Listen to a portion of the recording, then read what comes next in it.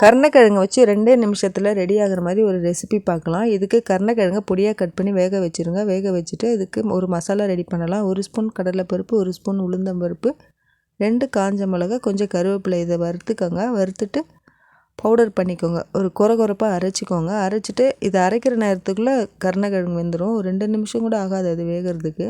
கடலைப்பருப்பு வறுத்து அதே பாத்திரத்தில் 1 ஸ்பூன் எண்ணெய் போட்டுட்டு கருணக்கிழங்கை தண்ணி வடித்து எடுத்து இதில் போட்டுருங்க. இதுக்கு தேவையான அளவு உப்பு போட்டுட்டு ஒரு 2 நிமிஷம் போல் அப்படியே கலந்து கொடுங்க.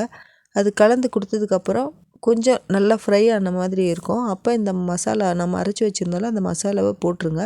எல்லாம் போட வேணாம். நம்ம ஒரு ஸ்பூன் தான் போட்டு அரைச்சிருக்கோம். அவ்வளோ கூட போட வேண்டாம். அதில் பாதி போட்டால் போதும். இப்போ எல்லாத்தையும் ஒன்றா கலந்து கொடுத்துட்டு ஸ்டவ் ஆஃப் பண்ணிவிடுங்க. நமக்கு சூப்பரான கருணக்கிழங்கு ரெடி ஆகிடும். இது தயிர் சாதம், சாம்பார் சாதத்துக்கெல்லாம் ரொம்ப சூப்பராக இருக்கும். மேலே கொத்தமல்லி தழை தூவிக்கோங்க. ரொம்ப சூப்பராக இருக்கும் சாப்பிட்றதுக்கு. உங்களுக்கு காரம் வேணும்னா இன்னொரு காஞ்ச மிளகாய் சேர்த்துக்கோங்க. நான் 2 மட்டும்தான் சேர்த்துருக்கேன் இதில். என்னோடய வீடியோ உங்களுக்கு பிடிச்சிருந்ததுன்னா லைக் பண்ணி, ஷேர் பண்ணி, சப்ஸ்கிரைப் பண்ணி சப்போர்ட் பண்ணுங்கள். தேங்க்யூ.